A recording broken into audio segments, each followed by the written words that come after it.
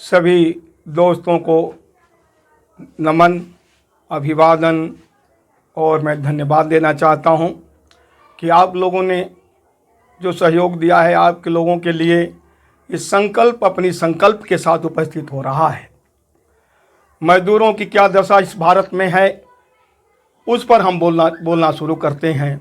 हम एक बार उन मजदूरों का भी ध्यान दें जिसने पूरे देश ही नहीं विश्व में एक अपना डंका बजा रखा अपने मेहनत के बल पे।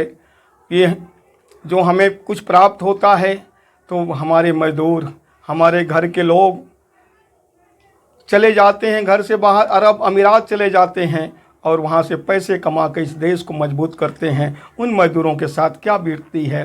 वो बिहार का मजदूर कहा जाता है, वो धक्के खाता फिरता है। कोरोना काल में जो मजदूरों के साथ बुरा हुआ वो तो बर्दाश्त से बाहर है।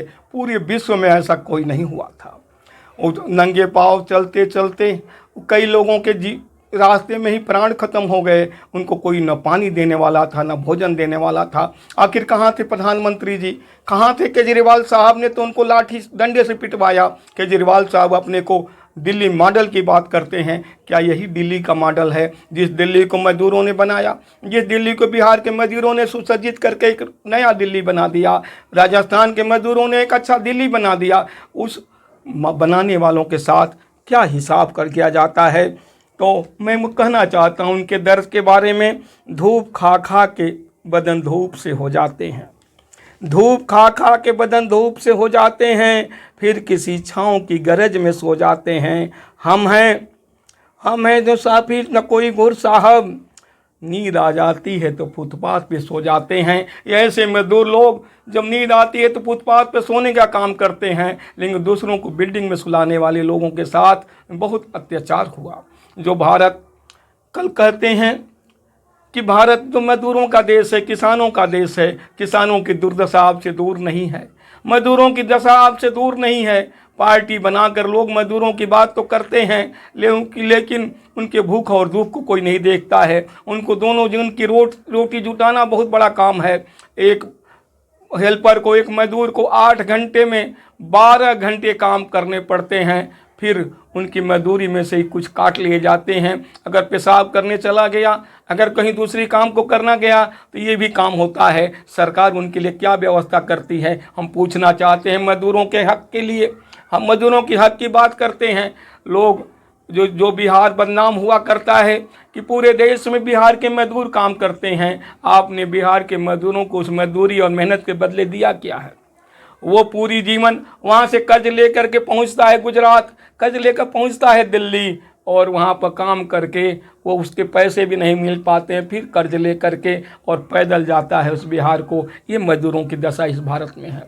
नीतीश कुमार की व्याख्यान कहाँ चले जाते हैं, लालू जी के लतीफ़े कहाँ चले जाते हैं जो बिहार की नुमाइंदगी करते हैं, जो बिहार की बात करते हैं। मैं पूछना चाहता हूँ लालू जी, आपके लतीफ़े, आपका ये बहुचलन की भाषा कहाँ चली जाती है। नीतीश कुमार एक समृद्धशाली बात की कहते हैं और कहते हैं कि मैं सुशासन का आदमी हूँ, हमारे राज्य में सुशासन है। अरे साहब, सुशासन की क्या यही परिभाषा है कि आपके देश के आपके प्रदेश के नागरिक पूरी दुनिया में घूम करके 2 जून की रोटी नहीं जुटा पाते हैं, मजदूरी करते हैं। क्या आप बिहार को एक बढ़िया बिहार नहीं बना सकते। जो बिहार कभी बहार की धरती थी, गौतम बुद्ध की धरती थी, जो सम्राट अशोक की धरती थी, राजेंद्र प्रसाद की धरती थी, वहाँ के नागरिक 2 जून की रोटी के लिए इधर उधर भटकते फिरते हैं। आदरणीय नीतीश जी, इस पर कुछ बोलिए। लालू जी को तो इसके लिए समय नहीं है। उनके लिए मजाक और लतीफ़ों का भारत दिखता है, वो मजाक का काम करते हैं। उनके 2 लड़के हैं, क्या उन्होंने कभी बात किया है। एक लड़का कभी जोगी बन जाता है, कभी कुछ बात करता है। उनका तो लतीफ़ों का 11-12 बच्चों का समूह, वो देश को लूटने पर आमादा लोग हो रहे हैं, लेकिन मजदूरों की 2 रोटी देने के लिए आमादा कोई नहीं है। क्या यही भारत है? क्या यही सोच अब का भारत बन गया?